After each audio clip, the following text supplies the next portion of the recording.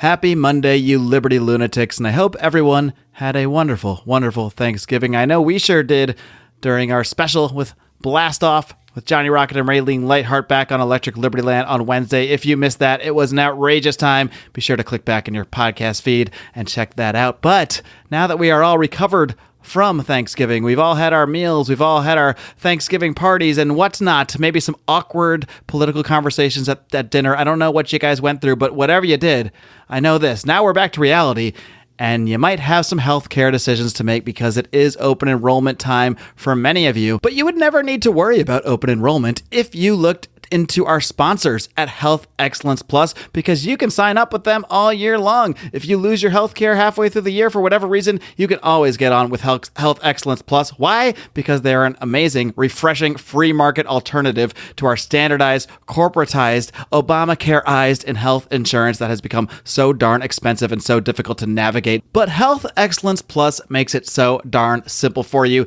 They do everything to help you save money for yourself, for your family, and take care of your health. Focus on the important things, and that is actually taking care of yourself. Learn more by heading over to lionsofliberty.com/health. You can check out my interview with the co-founder, Jeff Cantor, from very recently. He'll also give you his personal phone number over there, and you can give him a call. He'll answer any questions you have. Again, lionsofliberty.com/health. I'll also post a link over in today's show notes at lionsofliberty.com/428. Welcome to the Lions of Liberty podcast. Here's your host, your guide, your shining beacon of liberty, Mark Claire.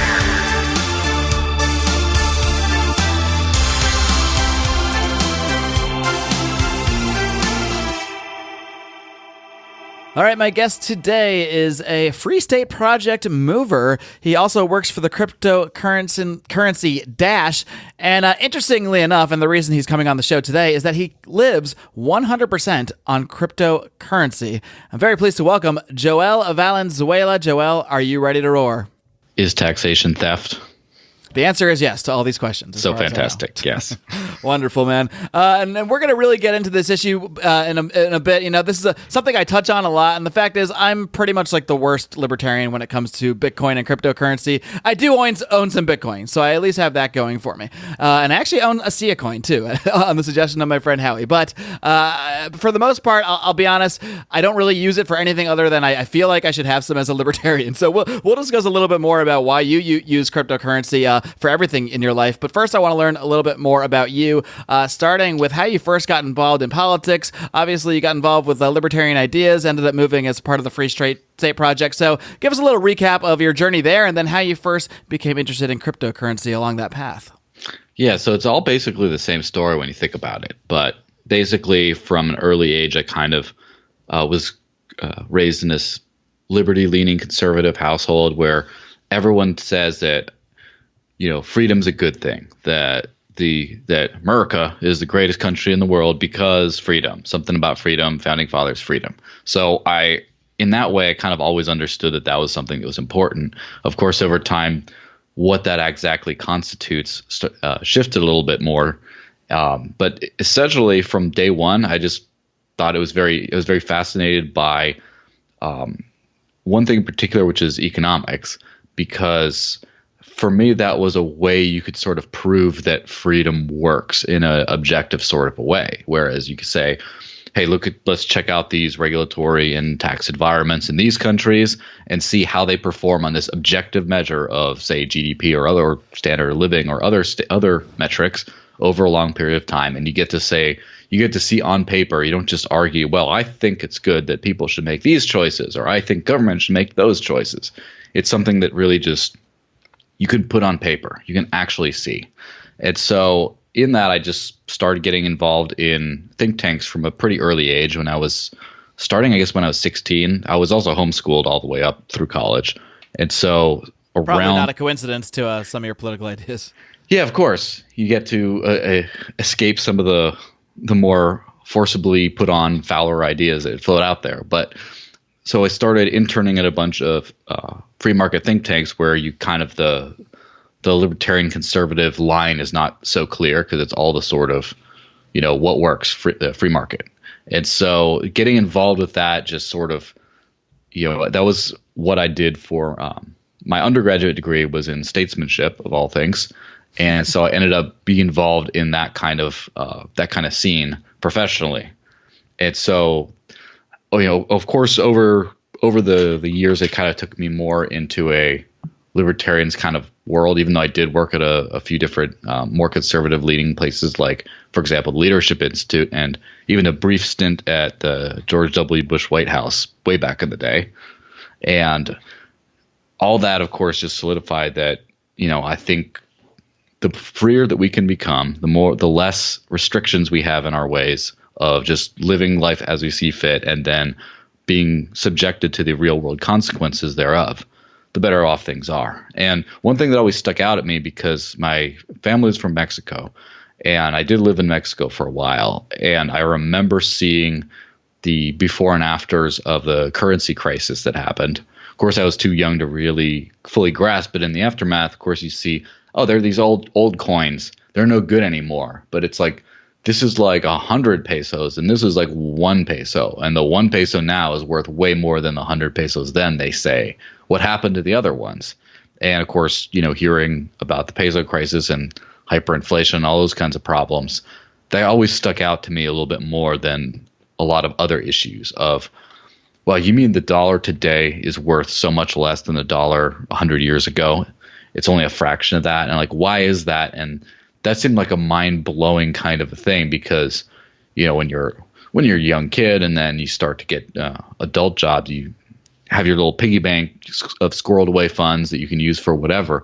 And just the thought of like, hey, you work hard, you get this basket of funds in return for days and moments of your life you'll never get back, that can somehow just bleed away, and you don't have to actually get anything in return. It's not like you're paying rent with it. It's not like you're doing anything.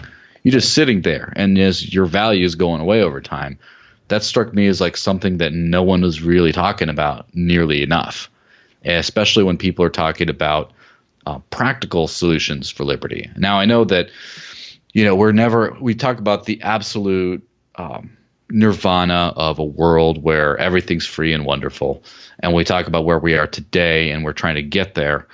And a lot of that revolves around, for a lot of people, I mean, especially in the old paradigm, a lot of that revolves around addressing government, talking to government, lobbying, elections, things like that, and not a lot about what we can do outside of the system. And I kind of got drawn towards outside of the system things because I'm extremely impatient. I just don't have the patience to sit around and be like, well, let's move the needle over time, and then hopefully we get there. And so, for example, one thing that every good freedom lover can do is take a much greater charge of their own personal physical defense, whether it be learning unarmed self-defense, whether it be acquiring and stockpiling firearms. I mean, those are kinds of things that a lot of people can do in the short term in a perfectly now and perfectly legal kind of a way, to where you embrace the future where people are much more dependent on themselves and their communities rather than government for their own safety. You can kind of start kickstarting that today. And so another one of those things, of course, would be money. Is what happens if you can use stores of value or medium of exchange that are different from the ones that are constantly bleeding value, and not just bleeding value, but of course transferring value over to the governments that print them and then spend them on all kinds of nasty things. And so that was another thing I focused on was, well, what can we do about that? And so that naturally pushed me towards the whole precious metal angle, to where, we talk about everything was better under a gold standard or whatever, or at least this is sound money. The government can't print more. If you have, say, $1,000 worth of gold today, that purchasing power is going to be roughly the same in a long period of time from now, if not more. It's not going to be constantly and forcibly eroded. But of course, your options for using precious metals directly are a little bit more limited.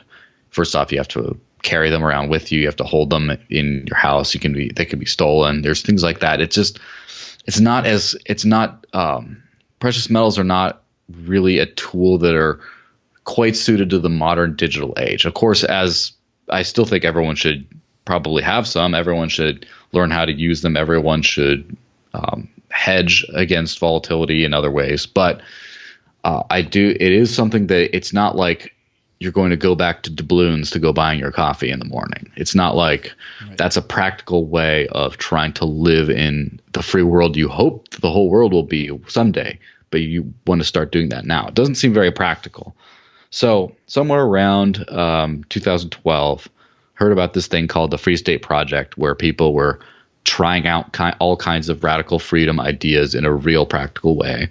And I thought that sounded fantastic, so I decided I was going to go move out there. And on the way out there, I heard of some digital gold thing called Bitcoin, and didn't pay too much attention until I got some when a friend of mine, we were having pizza, and he paid for his part of the pizza in Bitcoin, which is kind of an odd and apt kind of association.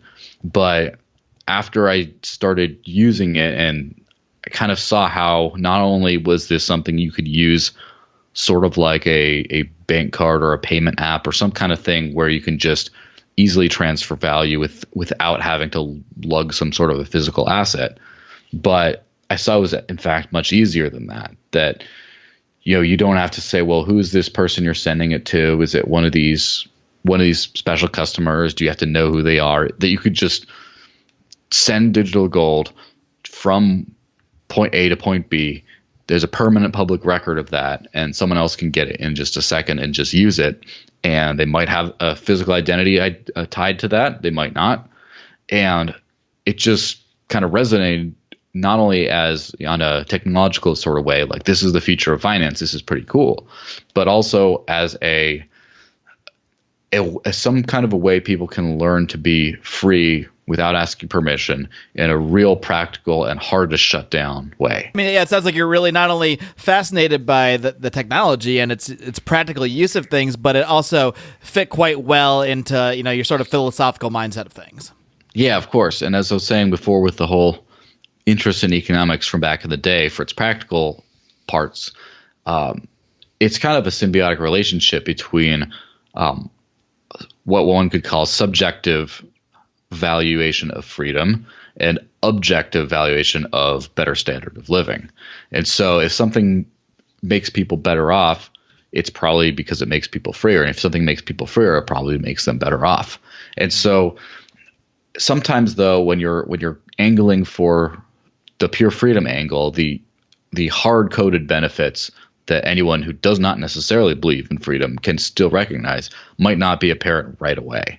But as soon as you see, hey, this means anyone can buy anything, anywhere, anytime, no one can stop you, and that whole idea, you start to think about the implications of that, of like, wow, well, what can be done after that? What can you use this for? What can a society look like that does not operate around all these barriers? And of course, as someone who's always traveled internationally quite a bit, you can easily see like what happens if you don't have to have that big exchange barrier when traveling, if you can just still use the same money somewhere else, because the only reason you can't really is because some government's saying, no, we use this kind of paper here. Or what happens if you can buy something internationally and no one's going to hold up the payment at the border and just say, no, you're trying to buy something without paying all these tariffs and these other things. What if you could just knock down all those kinds of barriers and just transact like someone was in the room next to you? And just the thought of the kind of utopian sci-fi world kind of thought of what that would look like is something that really, captured my imagination. And, since then I've been focusing that, the majority of my energy on that. So when did you decide to make the decision to kind of take your interest in cryptocurrency from maybe just a hobby or something you use sometimes to where you are now, and actually make this the system you use for all of your finances, for everything you do in your day-to-day life? Yeah, that was it was always kind of in the back of my mind in some way, because obviously the very first cryptocurrency I ever got was just an exchange, and then everything else I got from there was just I did some odd job, or I sold something or whatever. I used it as money. I acquired it as payment, as money. So this was never a speculative thing. I never got a Coinbase account and then bought a big bit of it with my bank account and just held on to it that way. It was always sort of a form of payment and barter. And in learning about this and trying to use this, there's always that line, at least it was very prevalent back in the day, of be your own bank. Use this. You can be your own bank. And of course, I parroted the line a few times. And at some point, I just thought, you know what? I'm telling people this is the future. I'm telling people this is great.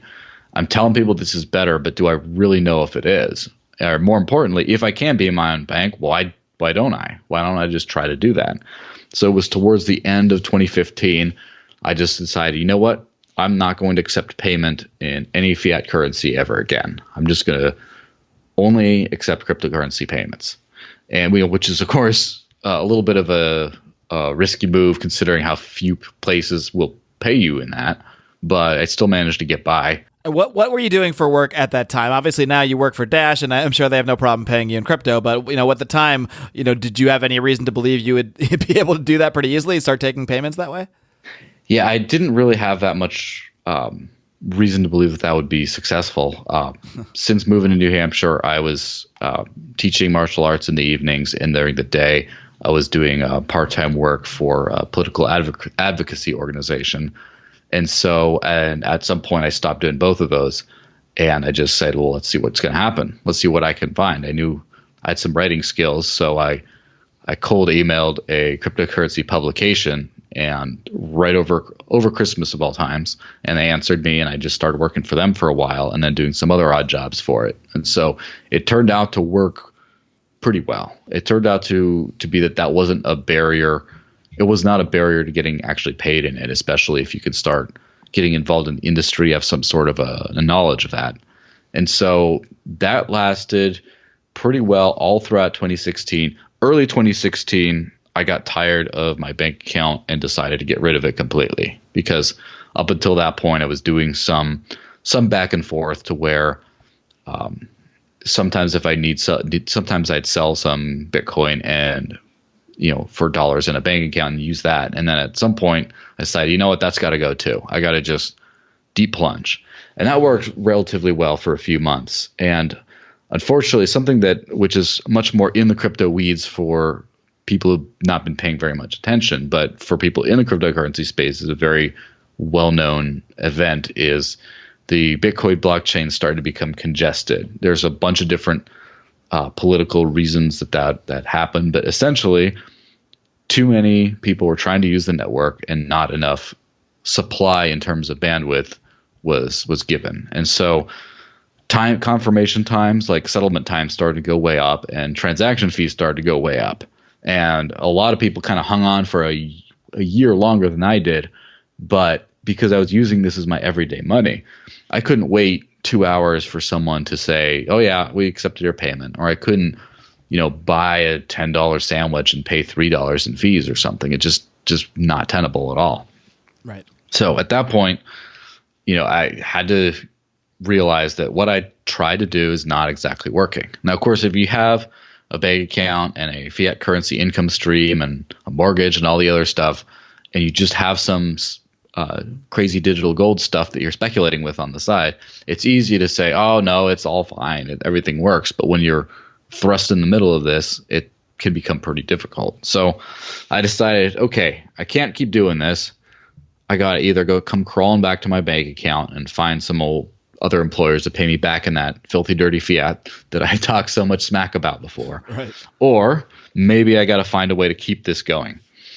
So I decided I'm going to keep giving it a shot. So I went down the list of cryptocurrencies, that the most popular ones, crossed Bitcoin off the list and went down and stopped at the first one I could conceivably try to keep living my experiment on. And that was this thing called Dash, which is a portmanteau for digital cash.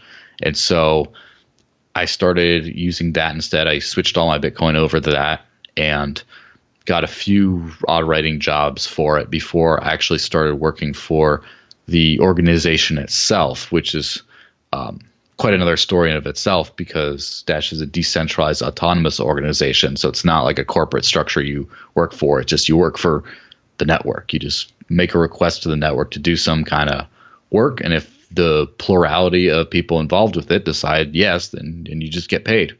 So that's kind of what I've been doing ever since.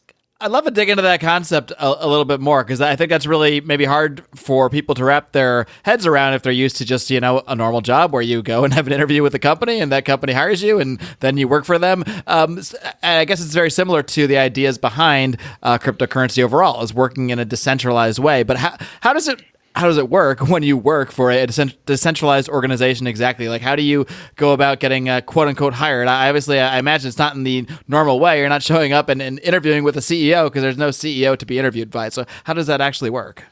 Yeah. So, and obviously this is like many layers. This could be trying to explain to a tribal chieftain how the current U.S. Representative democracy system works, how the constitutional republic works.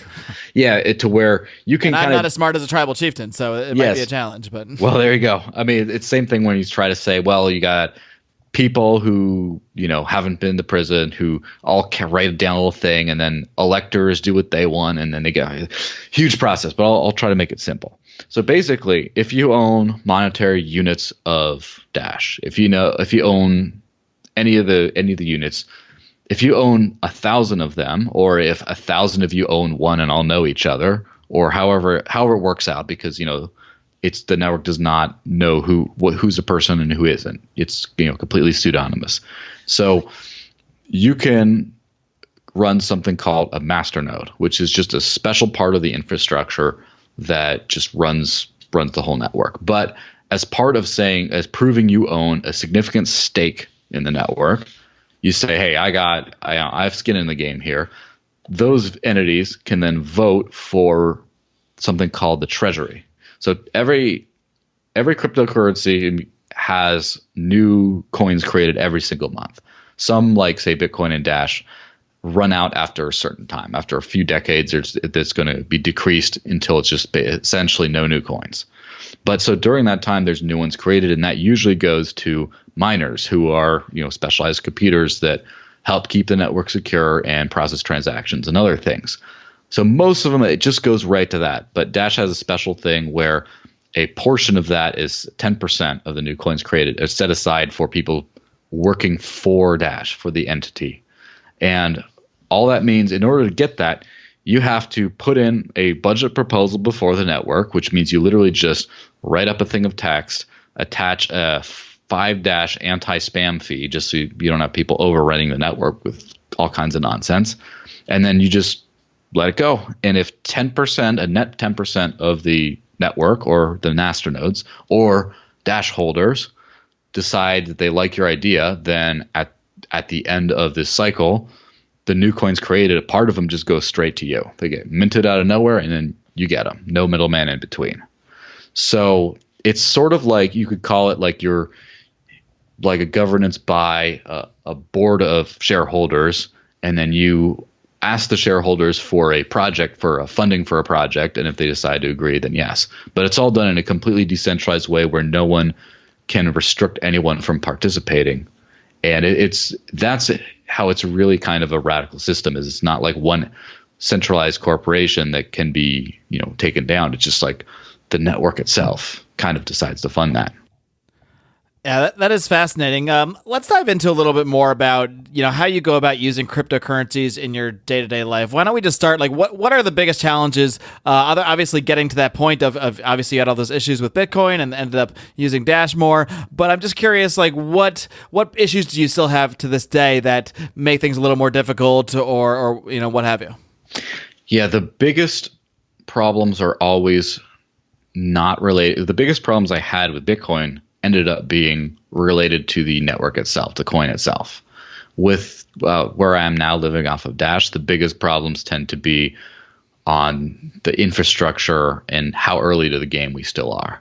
And specifically, one thing that, and this is not a problem, this would not be a problem if I lived outside of the US largely, but inside of the US, specific bill pay systems are pretty few and far between. In that, if you want to pay like a electricity bill or a rent check or something like that, it's a much more complicated and antiquated system. And there were a few bill pay systems that took cryptocurrency in the US before, but they all got shut down because the banks that they service them shut them down. And that might be turning a corner around here. Now, of course, in other countries, it's a much easier process to just have a bank number that you just can send a payment to, and your bill gets paid. It's much easier, and there's quite a few cryptocurrency solutions that kind of work like that. And so that's always been a challenge, having to find workarounds. And for example, you can use Walmart, their money center, to go pay any kind of bill imaginable. And you can, through some services with cryptocurrency, buy Walmart gift cards that if you use it through the specific Walmart app, you can end up paying that bill. That's like one of those crazy workarounds. So that's probably the most difficult thing, is finding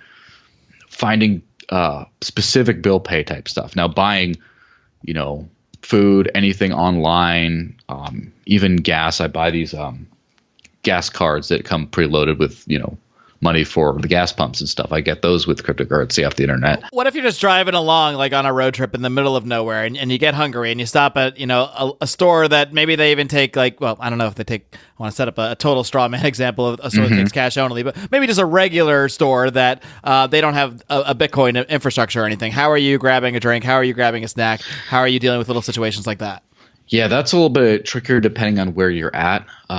Some of these kinds of stores, you can actually get a online gift card to, like, the moment of, and so they can just scan your phone. You can go pay like that. Generally speaking, that's one of those things where it becomes more difficult outside of my perfect little bubble of libertarian paradise here, right. Where I have quite a few places to spend. So when I go out into the dark zones, as I call them, the lands beyond where there's not quite as much adoption, I tend to travel with some cash just in case.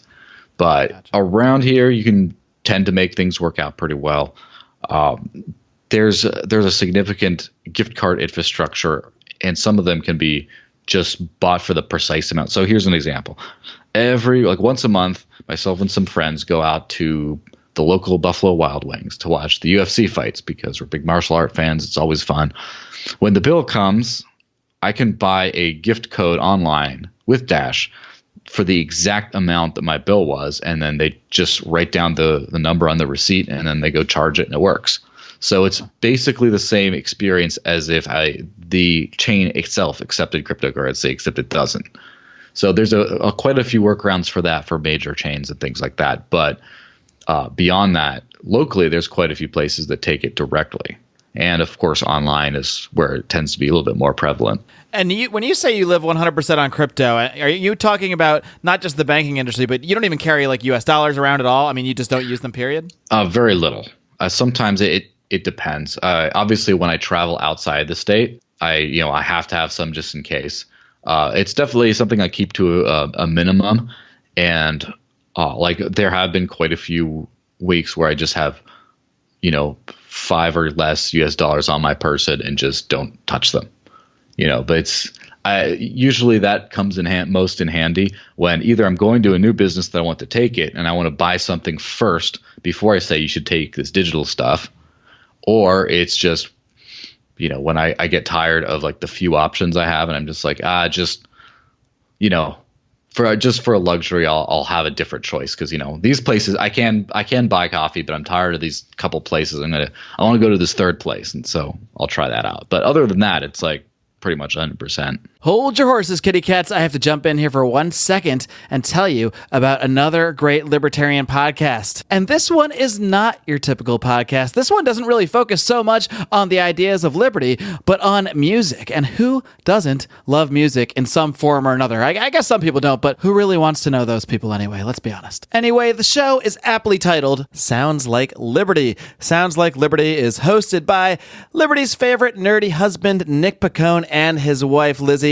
They speak to guests every single week to find out who has the best music taste here in Ancapistan. And the Lions of Liberty have actually been on the show. At least a good number of us. Myself, Brian McWilliams, and Howie Snowden have all been on Sounds Like Liberty. We're still waiting for the John Odermatt episode, but we're not actually sure if John listens to music, because we already know he doesn't watch movies. So here's what I want you to do. I want you to go ahead and go on over to ancapmusic.com and check out Sounds Like Liberty, or just search Sounds Like Liberty on your favorite podcatcher. That's all I do. I stick completely to the podcatchers, but Sounds Like Liberty is an excellent show and really does a great job of merging culture, music, and liberty together. I highly recommend this program. If that wasn't enough, the show is co-hosted by an African-American female ANCAP. I mean, what more could you ask for? And by the way, Nick did tell me to say that in the ads. Do check out Sounds Like Liberty. Go to ancapmusic.com right now to learn more. All right, Joel, well, I could ask you questions all day, but we usually save this for our bonus segments, but I decided to toss the opportunity to our Patreon supporters, the Lions of Liberty Pride, to ask you some questions about this, because it's such a unique situation to find someone who's really making the effort that you're making to live entirely on cryptocurrency. So, with that being said, we did sort of cover a few of them within the context of the interview already, so if you don't hear a question, don't be upset. That's probably why, or I just don't like you. Maybe that's why. I'm sure you like everyone. I do, because they send me money, and I like people that send me money. Yeah, those everyone's. Yeah. Justin Haar, he wants to know, what is the backup plan if the internet were to go out for an extended period of time? What would you do in that case if there was, say, just a massive blackout that took out all of New Hampshire for a month? Yeah, well, my instant response to that is what I do with crazy digital payments is the least of my worries in case that happens. First off, what does anyone do with banking services? How many people have enough cash to last more than like a couple days already? Do the gas pumps even work without electricity? Like, just how many? Basically, if there's a giant blackout, that's going to be the least of our problems. Now, there have been there is an example out of Venezuela recently, because Venezuela has a lot of cryptocurrency usage and activity. And there's a service called Dash Text that allows people to send Dash via SMS message. And during some blackouts, the rolling blackouts, so all the electricity in the country was out, but the cell towers are still working. People were still able to send and receive cryptocurrency through this application just using text messages. And of course, if you're back to the Stone Age where they're literally your devices are all destroyed and everything else, then that's something else. But I do have some, a little bit of precious metals hanging around here or there, but essentially, I don't think I'd fare any worse. In fact, I'd probably fare much better than 90% of the world under the exact same situation. All right, Bobby Wilson has a question, and I'm not entirely sure what it means. Maybe you will. He wants to know, what is the preferred on/off ramp? I guess that maybe just the best ways to get, I don't know. Do you know what that means? Yes. So the preferred one, I would say, is probably a service called Uphold. And if you download a Dash wallet yourself, just the regular old Dash wallet, Uphold is actually in the Dash wallet. So what you can do with that is if you link a bank account, you can buy Dash for about 1.25% flat, and it's all in the same app, and you can sell for the same. So that's probably the easiest one. Now, Coinbase, which is like the big one for especially U.S. customers, also takes Dash now. So that's around a similar fee, and yeah, that's another app. So those are the two major ones for U.S.-based users. If you go to Europe, I would look into Coinify. All right, Dan Roberts. Well, Dan wanted to know how you go about buying groceries and commodities. We kind of touched on that. Do you have anything to add just about the day-to-day trials and tribulations of buying groceries and that sort of thing? Yeah, so first off, there's this wonderful farm up in the north of the country called Bardo Farm, and I pay them directly in Dash for my meat plan subscription. So I get a big old freezer full of meat at the end of the month, and that's like a big chunk of that. And now some small farmers markets and other things will take it directly as well, so I do that whenever I can. And of course, the French bakery around the corner takes it, so I do that for bread. But when you need just plain old regular, grocery store type stuff, there's usually a few gift cards you can do. So for example, Walmart and Target are the big ones that you can, I can, again, walk right up to the checkout. When I get the amount, I just buy the gift card for exactly that amount if I don't want to, hold on stuff denominated in Target dollars or whatever. And so those are the big ones. In other countries, there are supermarkets that take cryptocurrency directly. But I think that'll be probably a hard sell for a little while here, because that workaround is just as good. It doesn't really wouldn't really change very much. All right, Austin Burderson wants to know, how do you deal with person-to-person transactions in a situation where the other individual requests cash? Well, I think most of the people that I do that kind of stuff with kind of know better than to just request cash. Or it works pretty well. I haven't had to do a lot of person-to-person transactions in that way with people, because usually if you're doing person-to-person transactions and it's not like a small business or something like that, usually it would be some people you'd be relatively close to, and anyone I hang out with and is close to. That's the beautiful thing about being in New Hampshire, part of the Free State Project, is there's 3,000 to 5,000 or so movers who have come from all over the world that are radical freedom lovers, and whether or not they are into cryptocurrency, they all know that they should be. And so if them or if any associated friends, if you have to do some sort of transaction and then they kind of know who you are, they know what's coming, and they kind of like almost feel ashamed to not take it. So that's not something I've run into lately. Now, if it's something that's going to be a continual issue, like some person really wants to keep taking cash or whatever like that, I'll just say, look, this is my money. This is what I pay. If that doesn't work, I can set something up so that you can convert it like right away. And I'll even overpay you a little bit just for your trouble then. But this is like what I do. And, so far I've not run into that problem with people saying, with individuals, usually once you can talk to someone one-on-one, and you can especially if they know they can convert it. And if they're going to receive enough business or transaction volume or whatever, then no one's going to say no, really. Gotcha. Rachel Kennerly Watson, and you can feel free to answer or not answer this question to the best of your legal judgment. But she wants to know, what does your tax return look like given the IRS rules about cryptocurrencies? How do you deal with taxes? I'm just going to answer that by saying that she should look to get a commission from someone else. I know her angle. All right. Well, I don't even know what that means, but I'll presume she does. Yes. No, I'm just making a joke about her being an IRS spook. But no, obviously it's just a joke. Yeah, I don't believe she is. Rachel actually runs a business where she helps people in the marijuana industry do their accounting and deal with all sorts of stuff related to that. So I'm sure these are interests that sort of will probably definitely coincide more in the future.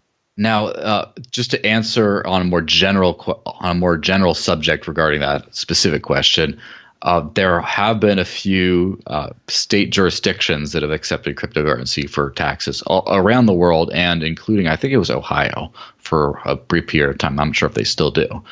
And I mean, again, with the whole bill pay thing, if you go through some kind of a system like, say, the Walmart bill pay system, anyone can kind of do that. And as far as like what you actually file and stuff, that's always been a little bit of a murky legal gray area territory. And so I encourage anyone to seek actual professional legal advice.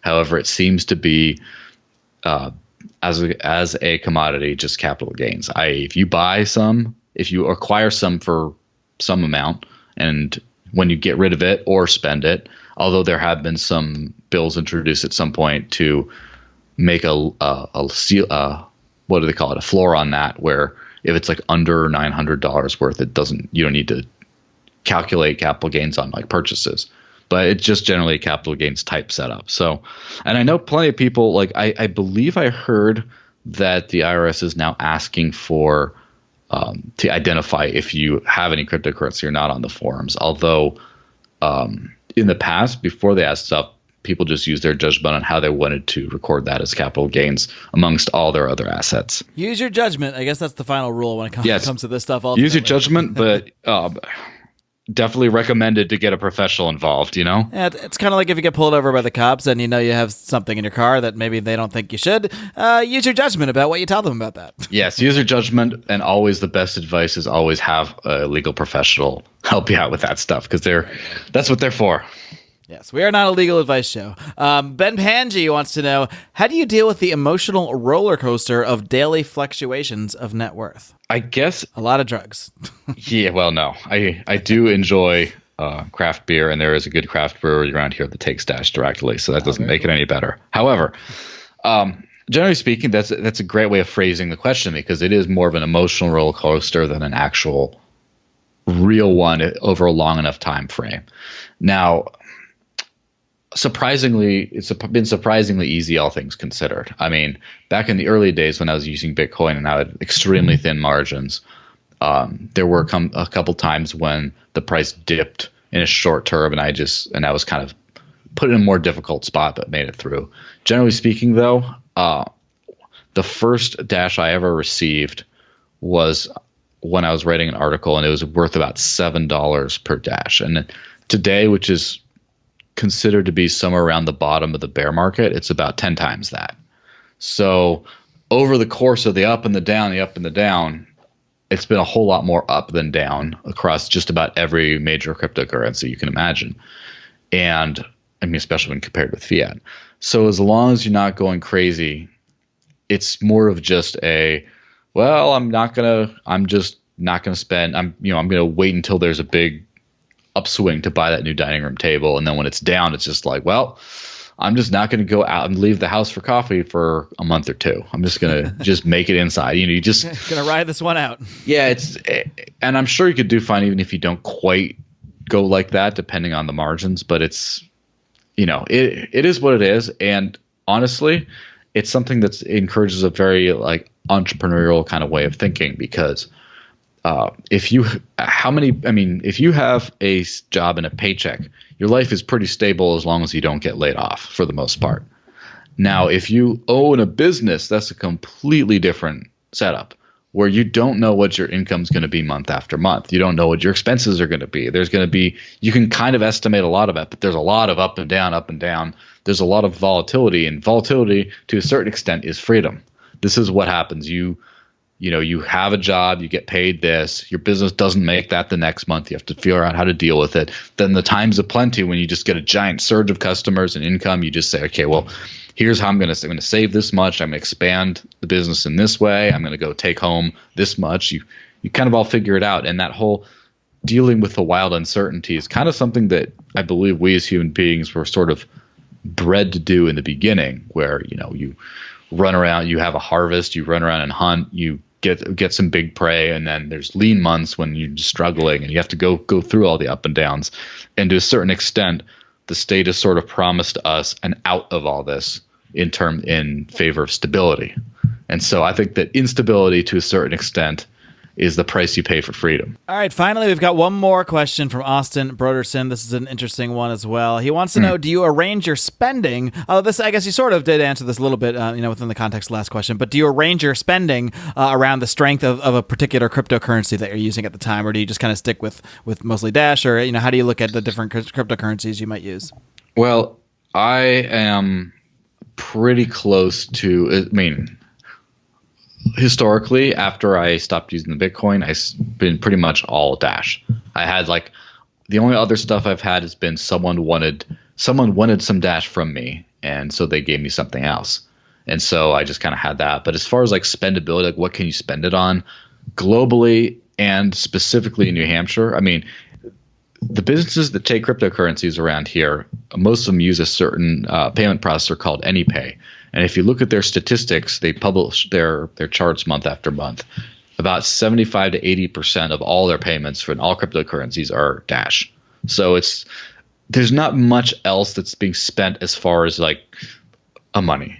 Now, so that means that 100% of my crypto spending is in Dash just because it's as a tool, it's what works. Now, as far as value, my brain's too shallow to get into all that speculation and have a basket and see how the basket performs and move in and out of some. And I'm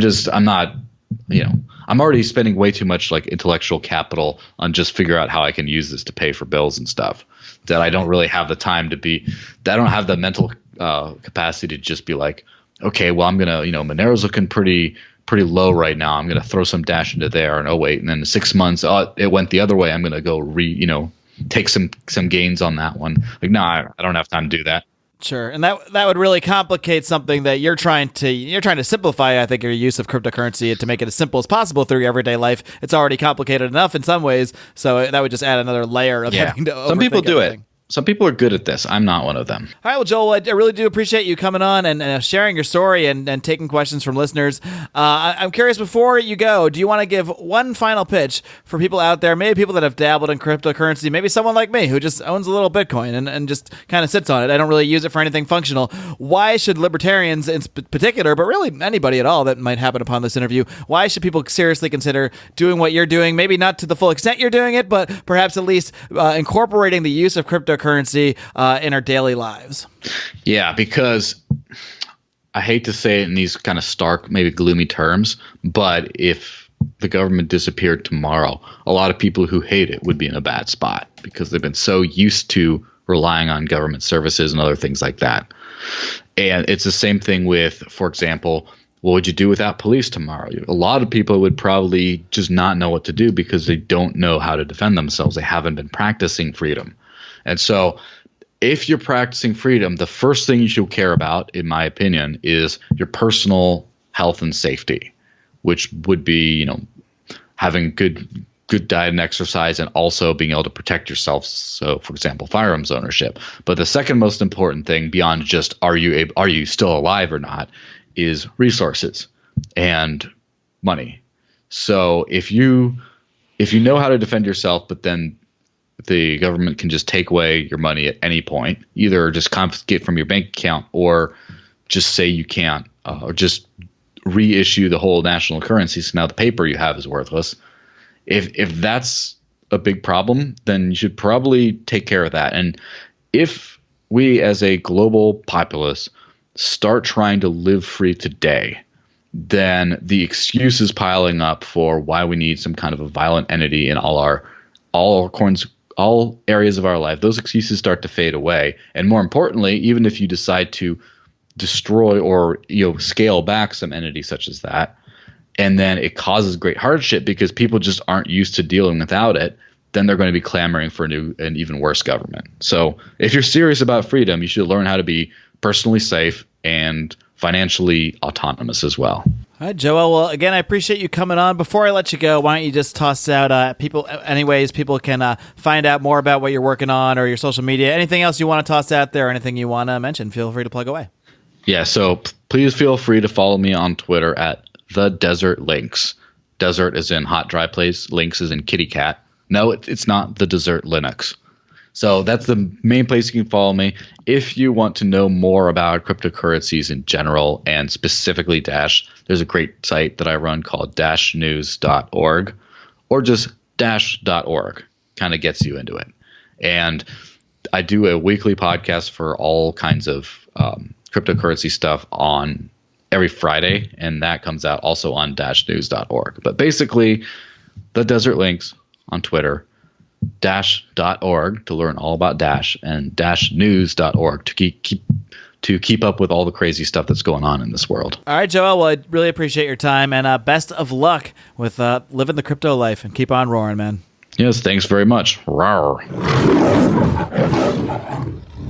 All right, folks, I hope you enjoyed my conversation with Joel Valenzuela of Dash, recommended by my good friend Roger Paxton of the Lava Flow podcast, a show you should all be listening to. And when Roger recommends somebody, I take that recommendation very seriously. Roger, of course, puts on the amazing Pork Fest every year, or at least he has the past 2 years. I believe he is taking this year off. But we get to go to amazing events like PorkFest and the Libertarian National Convention, which we'll definitely be going to next year, thanks to our supporters on Patreon. You can check that out at patreon.com/Lions of Liberty. We have tiers for everybody. You can join for as little as $2 a month and just get access to our secret Facebook group and a lot of the live streams we do. We're doing them for the Democratic debates. We're doing them for our Libertarians in Living Rooms Drinking Liquor shows. We live streamed our Blast-Off special, our Electric Liberty Land Blast-Off Thanksgiving special last week. So you can get all of that for as little as $2 a month, and then things go up from there. For $5 a month, you get access to all of our audio content, and there is a shit ton of it, by the way, from Conspiracy Corner to bonus segments with our guests, bonus Libertarians in Living Rooms Drinking Liquor, hours and hours of extra content. Brian does an amazing job doing South Park recaps, Rick and Morty recaps. It is all there behind the paywall, and the benefits just go up and up from there. We also have the brand new Nittany level For $50 a month, you get to choose a topic for Conspiracy Corner, which will become a public show in those months, or a movie for us to review. You get to control a lot of the content of the show at those levels. And of course, everyone at the $25 level, our amazing Mufasa level, gets to hop on a conference call with us every month, give us input to the show, the kind of guests, the kind of questions we ask, and that sort of thing. So it's really just a matter of becoming more involved with the show. And I know the Pride really takes pride in helping us out and help us really craft the show. So please do check us out, patreon.com/Lions of Liberty. And I know Black Friday just happened, but today is Cyber Monday. And if you're doing shopping for the holidays at all, or anything really, you want to make sure you use our Lions of Liberty affiliate link. That costs you nothing at all to use, but gives us a little kickback to help this show grow. So you can find that at lionsofliberty.com/Amazon. Friends, of course, as you know, it is not just me here on Lions of Liberty. On every Monday, I do the flagship program interviewing leaders and such in the libertarian movement. I also host roundtables and the occasional debate. But then on Wednesdays, we mix things up because Brian McWilliams comes in and slaps you right hard over the head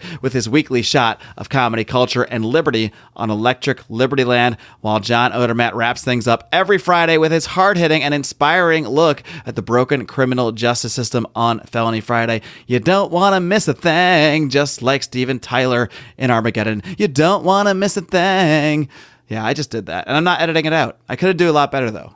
Join me at karaoke in Austin, and I will do a better job at that song, I promise you. But I digress. The point is, you want to hit that subscribe button so you get all 3 of our weekly shows for free every single time, delivered right to your phone, whether you listen on iTunes, the podcast app, whether you listen on Stitcher. You can listen on Spotify now. I don't care how you listen. I don't even care if you just listen by cupping your ear and trying to catch my sound waves as I record these episodes. As long as you're listening and telling people about the show, we are always thrilled to have each and every one of you a part of advancing this conversation about the ideas of liberty. And until next time, folks, live long and live free. Welcome to the Lions of Liberty podcast. Here's your host, your guide, your shining beacon of liberty, Mark Claire.